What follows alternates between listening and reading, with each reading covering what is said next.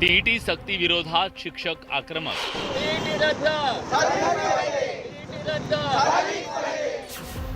राज्यव्यापी आंदोलनातून सरकारला इशारा।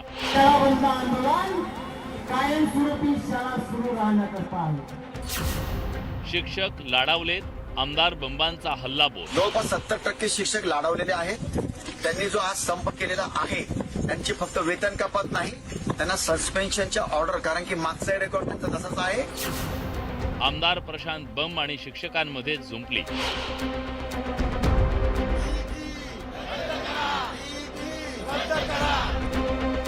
शिक्षकांवर नेहमी टीकेचे बाण चालवणाऱ्या भाजपचे आमदार प्रशांत बंब यांची ही टीका। जवळपास 70% शिक्षक लाडावलेले आहेत। त्यांनी जो आज संप केलेला आहे त्यांची फक्त वेतन कपात नाही, त्यांना सस्पेन्शनच्या ऑर्डर। टीईटी परीक्षेच्या सक्ती विरोधात राज्यातल्या शिक्षकांनी आंदोलनाचा पवित्रा स्वीकारला। 20 ते 25 वर्ष सेवा करूनही शिक्षकांना टीईटी बंधनकारक केल्यानं शिक्षकांमध्ये असंतोष पसरलाय। या विरोधात सर्व शिक्षक शिक्षकेतर संघटनांनी रस्त्यावर उतरून आंदोलन केलं। तसंच सरकारनं सर्वोच्च न्यायालयाच्या निर्णयाविरोधात पुनर्विचार याचिका दाखल करण्याची मागणी केली आहे। सरकारने टीईटी परीक्षा या ठिकाणी सक्तीची केलेली आहे, ती टीईटी परीक्षा रद्द झाली पाहिजे। आणि सगळ्यात महत्त्वाचं, संच मान्यतेचा जो GR आणलेला आहे, हा GR अत्यंत अन्यायकारक आहे। त्यामुळे हजारो किंवा लाखोच्या संख्येने बहुजन समाजाची मुलं शिक्षण प्रवाहातून बाहेर जाण्याची शक्यता निर्माण झालेली आहे। सुमारे 15,000 शिक्षक या GR मुळे, संच मान्यतेमुळे अतिरिक्त होत आहेत आणि हे कुठेतरी थांबलं पाहिजे। शिक्षकांच्या आंदोलनावर तोडगा म्हणून शिक्षण विभागानं आंदोलक शिक्षकांच्या वेतन कपातीचं फरमान काढलं। पण यापुढे जात भाजपचे आमदार प्रशांत बंब यांनी थेट आंदोलक शिक्षकांच्या निलंबनाची मागणी करून टाकली। तसंच सर्वच शिक्षकांना टीईटी परीक्षा द्यायला लावा असं म्हणत त्यांनी थेटपणे शिक्षकांना डिवचलंय। जवळपास 70% शिक्षक लाडावलेले आहेत। त्यांनी जो आज संप केलेला आहे त्यांची फक्त वेतन कपात नाही, त्यांना सस्पेन्शनच्या ऑर्डर, कारण की मागचा रेकॉर्ड त्यांचा तसाच आहे। ते संप करणं म्हणजे आम्ही पूर्ण राज्याच्या पिढ्यांशी, लहान पालकांशी शिक्षण देणार नाही, त्यांच्या पिढ्याशी आम्ही खेळू आणि आम्हाला त्याची परवानगी द्या। काय प्रॉब्लेम आहे? तुम्ही जे शिकवता त्याच्याच परीक्षा घेऊ लागलो ना, त्या परीक्षा ठेवा हिम्मत। प्रशांत बंब यांचा शिक्षकांवरचा राग तसा काही नवा नाहीये। या आधीही बंब यांनी वारंवार शिक्षकांची शाळा घेण्याचा प्रयत्न केला।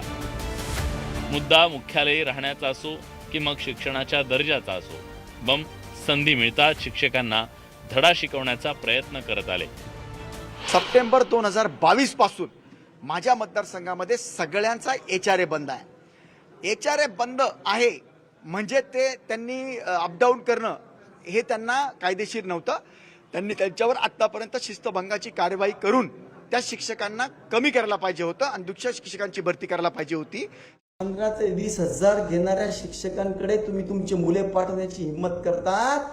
तुम्ही चांगलं शिकवत नाही म्हणून तर कुणीही जिल्हा परिषदेच्या शाळेत टाकत नाही, हे माझं स्पष्ट म्हणणं आहे। आणि शिक्षक संघटना आणि सगळ्या शिक्षकांचं म्हणणं आहे की आम्ही जिथून घर भाडं घेतो त्याच गावात आम्ही मुख्यालयी राहतो। तर मी कृतज्ञता म्हणून 5 सप्टेंबरला सगळे सरपंच, शिक्षण समितीचे अध्यक्ष, सदस्य, पालक कुणीतरी जाऊन किंवा 2-2, 3-3 जणांनी जाऊन प्रत्येक शिक्षकांचं पूजन करावं, त्या दिवशी त्यांची कृतज्ञता व्यक्त करावी।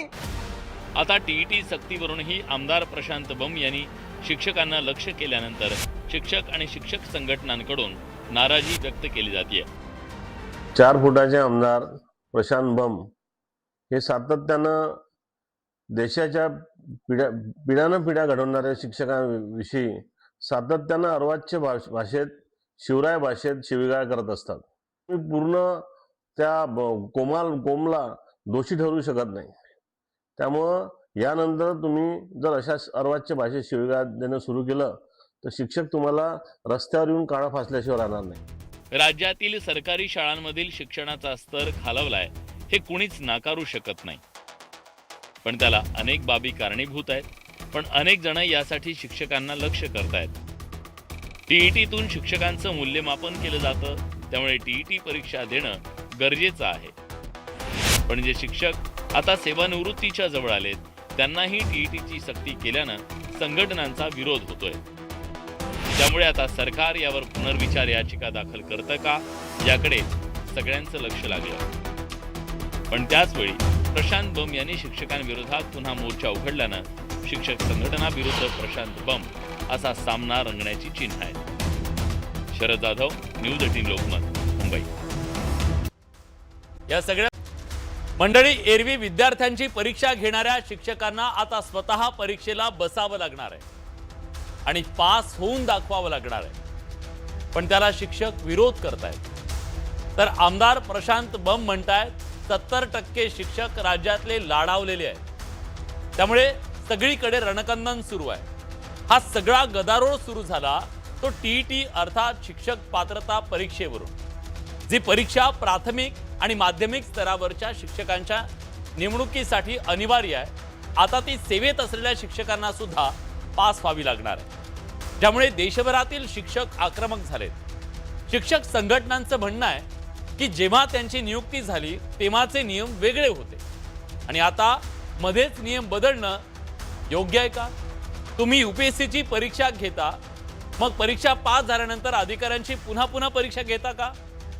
तेच वकील, डॉक्टर आणि इंजिनियर या सगळ्यांबद्दल लागू होत नाही का? मग शिक्षकांनाच वेगळा न्याय का? हा त्यांचा खडा सवाल आहे।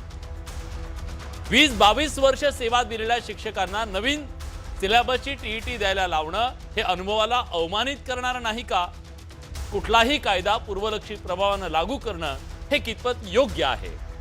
या निर्णयामुळे देशभरातील 20 लाखाहून अधिक शिक्षकांच्या नोकरीवर संकट आल्याची भीती व्यक्त होतीये।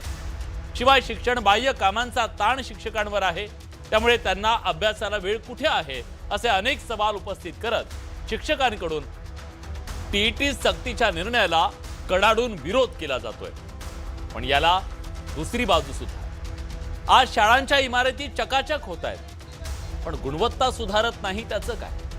शिक्षकांनीही काळानुसार स्वतःला अपडेट का करू नये? गुणवान शिक्षकच गुणवंत विद्यार्थी घडवू शकतात। विद्यार्थ्यांची परीक्षा घेणारे शिक्षक स्वतः परीक्षेला घाबरतायत का असा सवाल विचारला जातोय। शिवाय परीक्षा नको म्हणून रस्त्यावर उतरलेले शिक्षक आपल्या विद्यार्थ्यांच्या समोर काय आदर्श ठेवतायत? शिवाय लाखानं पगार घेणारे शिक्षक शाळा बंद ठेवून दबावाचं राजकारण करू लागलेत असा आरोप त्यांच्यावर होऊ लागलाय। शिवाय 70% शिक्षक लाडावलेत अशी टीका आमदार प्रशांत बम यांनी केल्यानं हा वाद अजूनच पेटलाय। पण या सगळ्यातली वस्तुस्थिती नेमकी काय आहे? या सगळ्या बाजू जाणून घेण्याचा प्रयत्न आपण करणार आहोत आणि यात काही मधला मार्ग काढता येऊ शकतो का? कायदेशीर आणि प्रशासकीय पातळीवर सुद्धा याबद्दल आपण बोलणार आहोत।